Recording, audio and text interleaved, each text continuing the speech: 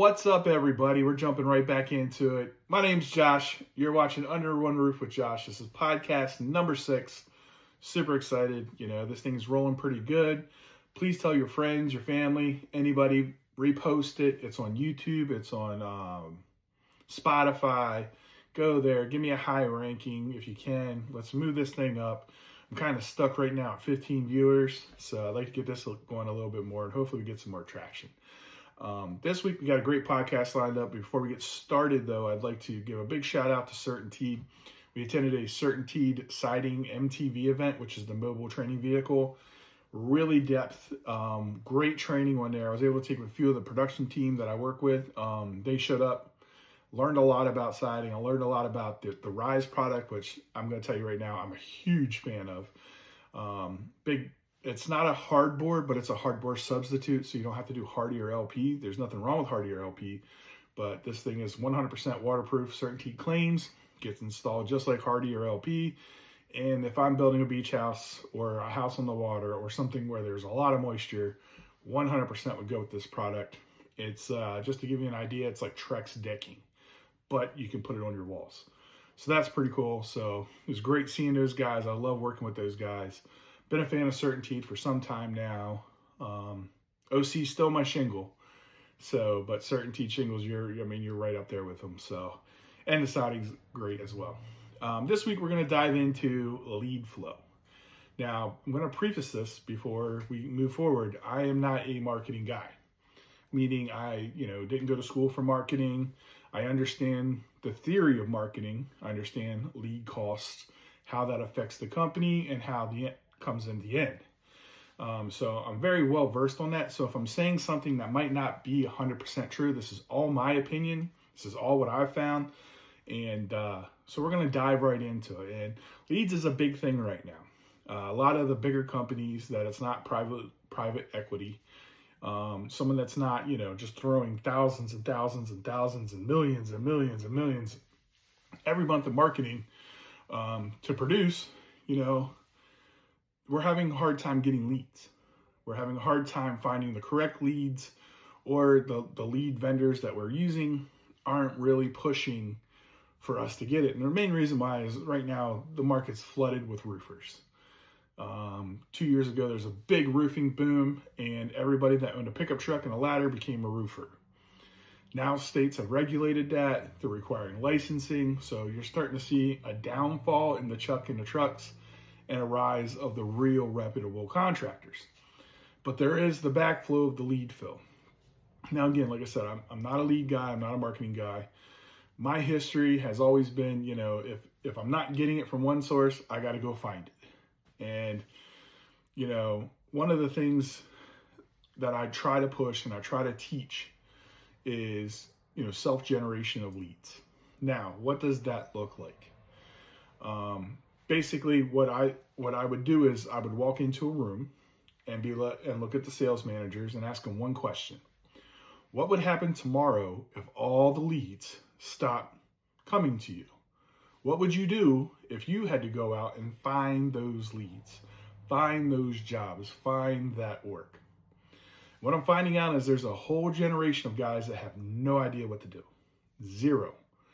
And that's where creativity, that's where drive and hunger come in.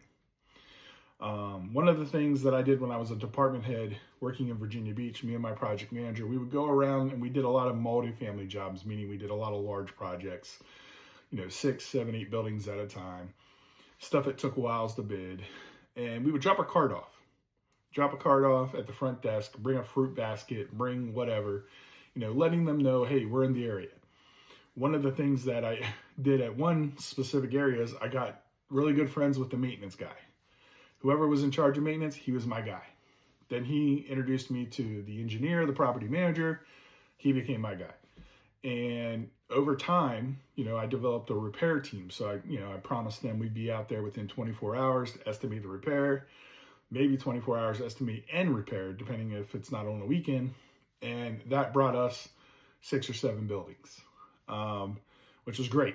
It's what we needed. It was a huge contract, and that's what you got to do. So as a residential, not a multifamily, but as a residential sales manager, There's a lot of things you can do with your team to help build those self-generated leads. And the number one thing that every sales manager forgets about are HOAs. HOAs meet either quarterly, monthly, it all depends on how they do it. And most communities like that have bulletin boards. So on the bulletin board has a list of contractors that the HOA approves of. So I always try to tell, sales managers, you need to do a lunch and learn, or you need to do a dinner, or you need to bring some donuts to an HOA meeting and get in the door and present what you do. What we do and what you do is very valuable to that HOA, because once you understand what the HOA expects, the standards that you have and that they have, the colors that you can get and that they want and they require, then when it comes time for one of those homeowners within the HOA to reach out to the HOA and say, hey, should I use? You're a preferred contractor because you've already submitted everything you could. You've already told them what's going on. You showed them what you can do. And it's a lot easier for that. And that's a free lead because the homeowner is going to call you because their HOA recommended. And I'm going to tell you right now, when that happens, there's no HOA approval for the materials that you get because they already know. Getting permits is a lot faster and getting installs done quicker because of this issue. Now, the best way to get the foot in the door in this instance is if you're doing a house that requires an HOA approval, talk to the homeowner, and then day of install, show up, pop up a little tent, and talk to people. Talk to customers. Don't try selling or pitching them. Just get to know them. Understand what they're going through in their neighborhood. This could be a neighborhood that gets a lot of rain, a lot of hail, a lot of wind, a lot of this, a lot of that. If you don't know what's going on, how can you help the customer? And again, all you're doing is you're just there, meet and greet. That's it, networking. Just like we would do if we were at a vendor showcase or a home show or, a CES, property management group thing. It's the same thing. You want to make sure that you're, putting yourself out there, you're talking to people. The second thing is, outside of the HOA meetings are called lunch and learns. And now this one is huge. A lot of people don't do this anymore. I love doing these. And basically you're posting, hey, this is our company. This is what we're going to do. This is what we're about. And come and join us. You're doing $100, Chick-fil-A lunch with just some biscuits. Now you can do this outside neighborhoods. You can post this and do this at your office. It's not a hard thing to do. And it's super simple. You're spending $100 to get, 5 or 6 leads that might land you, 4 or 5 jobs. That's pretty fair. That's pretty reasonable. And then there's other things, door knocking, soliciting, canvassing. We're all, not, I'm going to say this with the most respect I can. I door knock. Okay. Like if I go out to a job site, 5 up, 5 down. I'm a production guy. There's no reason why as a salesman or sales manager can't do the same thing. And I think that's what we're missing now. Now, if you go to TikTok or you go to YouTube, you see a lot of insurance guys door knocking. So maybe the homeowner isn't or doesn't receive you very well. But, one of the things you can do is, hey, look, I'm not trying to sell you nothing. Just leaving my card here if you're interested. We're doing a house down the street. You should come check it out. We've got some lemonade. We got some, come check it out. Let me show you how safe we are.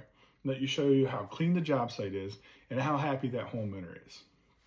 And one of the trade secrets is when you get into these neighborhoods, Miss Jones across the street doesn't like Miss Smith getting her roof redone because she hasn't gotten her roof done yet. So maybe Miss Jones wants to come across the street and say, hey, she's getting hers done. Why can't I get mine? What did you see here? Most of the time, the houses are built at the same time because it's the same neighborhood. And you're going to have the same issues, ventilation, this, that, and the third. So you'll be able to speak on that. You'll be able to give them tips and tricks that they can go home and look at their own home and see the things and identify those things that you were talking about on that other job site. And that's what gets you there. That's what gets you in the door. And companies just don't do a lot of that anymore. A lot of that is if we don't get fed the leads, we can't figure it out. And, I've been thinking about moving to sales. I've been a production guy for a long time, and I've been kind of tossing it around. I've done sales. I did about 5 or 6 roofs. I know, but I've helped sales managers. I've gone out and done tandems, done ride-alongs, all been very, very successful. I've helped train salesmen literally for as long as I can remember. If somebody wanted to come in and learn something more, let's sit down, let's talk, let's mock demo back and forth. I've gone those extra steps as a production guy to understand what's going on in the sales realm. Sometimes sales needs to start thinking outside the box. And I feel like we've lost that. We've lost that hunger because we have all these lead sources now. I mean, you got everybody under the sun that's going to give you some kind of lead, a qualified lead. Now you got Nextdoor, you got Neighborhood, you got Facebook, you got, Craigslist. There's so much out there that you're competing with every single day. And it's hard. It's very difficult. It could be easily, you look at your costs for marketing and you be like, man, what am I going to do here? Sales needs the help. It's that simple. Like, you guys have the keys to the kingdom. You're taught how to sell. You're taught how to be personal, how to get out there, how to get after it. And sometimes we just get lazy. I get it. I understand it. But how hungry are you? Like, what do you do when the leads stop? Is that it? Is that the end of your career? Are you going to jump ship and try to find another company that's doing it and trying to go down that road again? Or are you going to find a way to make it work? Are you going to, drive and have that passion, have that get after it? One of the biggest quotes that I used to always remember is, I wake up in the morning at 4 a.m, put my back against the wall. Now I push forward. That was quoted by The Rock. He was doing a video for the Ravens, the Baltimore Ravens, which I'm an Eagles fan, so sorry about that. But, it was one of the things I took away from that was, when your back's up against the wall, you got no choice but to go forward. And if you're a sales guy or you're a sales manager and your back's up against the wall, your team aren't hitting home runs, you're not getting after it, the company's putting a lot of pressure on you because the pressure goes to you to take pressure off of other areas. You got to figure out a way to make it work. And that means, getting after it. It means going 5 houses down, 5 houses back. That means talking to Mrs. Jones at an HOA meeting and building your brand up. And a lot of companies have forgotten that. A lot of companies have looked past that because maybe, it's a lot easier to buy the lead. Well, how did you get here? You got here by doing the hard work. Sometimes you got to go back to that. It is what it is. If you think everything's going to be sunshine and rainbows and you're just going to keep getting fed this pipeline of all these wonderful leads, it's not going to work. You're going to have to put the work in. And, that's when I tell production guys and project managers and production managers, when we go to the home, our job is to make sure all the problems are solved, fixed, the homeowner's happy. But it's also to let the neighbors know how well we did. It's also to let the guy down the street know we kept the yard clean. We kept the trash off the streets, nothing blown over to the neighbors, everything. Have pride in what you do. So salespeople need to understand that little extra steps we're going in production, take that when you're out on your appointment. If you're running a no demo because no one's home, knock on doors. You have how much time? Knock on doors. If there's a no soliciting thing, I completely understand. Post your card up on the HOA bulletin board. There's a picnic next Saturday. Show up. Show up to the picnic. Bring something. You got your gear on. You're showing up with food, flyers, vendors, and you're not trying to sell them. You're just letting them know, hey, I'm here. Just by doing that, it lets them know that you're there, you care, and that'll help start generating those leads that you're looking at. And you don't have to rely on 100% marketing now. It takes pressure off of marketing by going out there and self-generating those things. And trust me, you do it 2 or 3 times, you become a rock star. You do it 5 or 6 times, that becomes expected.